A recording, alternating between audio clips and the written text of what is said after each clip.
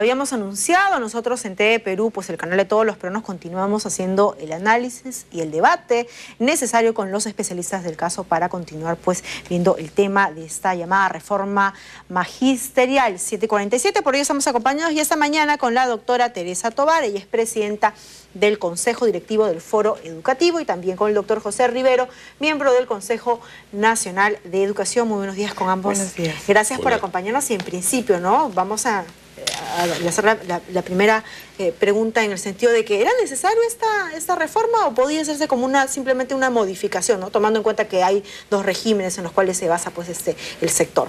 Puesto que, claro que sí era necesario, ¿sí? ¿No? Por dos razones. En primer lugar, porque una modificatoria no hubiera supuesto unificar un solo régimen, sino solamente modificar lo que ya existía. Y lo que ya existía estaba dividiendo al magisterio. La gran mayoría se estaba quedando en la red del profesorado y solo de manera voluntaria estaban ingresando a la carrera magisterial. Entonces, por lo tanto, esto no hubiera sido posible resolver con una modificatoria. Había que hacer un nuevo planteamiento.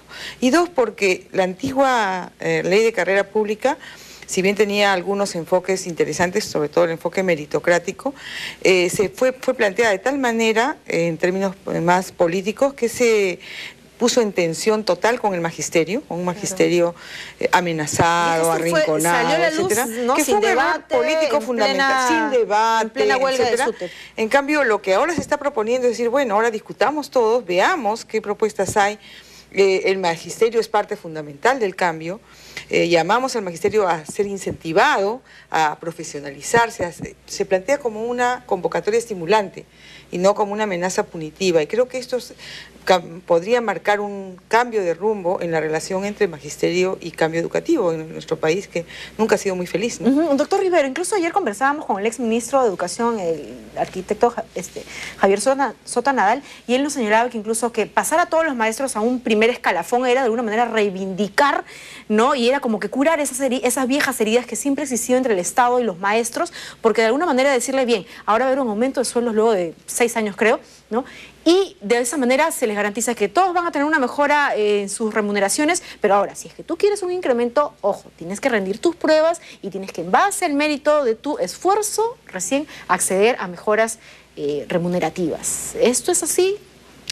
En primer lugar, a mí me alegra mucho que la educación esté siendo debatida intensamente en estos días. Sí. Eso era necesario. La educación es demasiado importante como para dejarla en manos solo de los educadores o de los políticos. La educación es una cosa que nos compete a todos. Y en el debate es clara la diferencia cuando habla un educador que cuando habla un político. Miren, acaba de mencionar a Sota Nadal, que fue ministro de Educación, el gobierno de Alejandro Toledo, y que él también participó muy activamente en la creación de la carrera pública magisterial. Sin embargo, su actitud frente a la nueva propuesta no es la actitud de los políticos que la denigran, que la atacan, y no solo a la propuesta, sino a quienes proponen la propuesta, sin conocerla incluso. Es decir, estamos en un punto importante. Es decir, acá tenemos que definir a quiénes nos interesa la educación de nuestros hijos y a quiénes nos interesa la opción política que profesamos. Este debe ser un debate técnico, fundamentalmente pensando básicamente en los niños, en los padres de familia y en los maestros, por supuesto. Pero claro, bueno fuera que solamente el debate sea en el tenor técnico, ¿no? Que al final es lo que uno debería de quedarse, ¿no? Mirando, en efecto, si es que esta ley está sumando pues lo mejor de la ley del profesorado, de la carrera pública magisterial, pero quitarle el tinte político es no es que se le quite el tinte político, el tema es que lo político prevalezca sobre lo técnico. Que no haya, o mejor dicho, que no prevalezca la mezquindad política frente al debate que se haga, ¿no? Usted lo ha dicho en mejores términos y los asumo.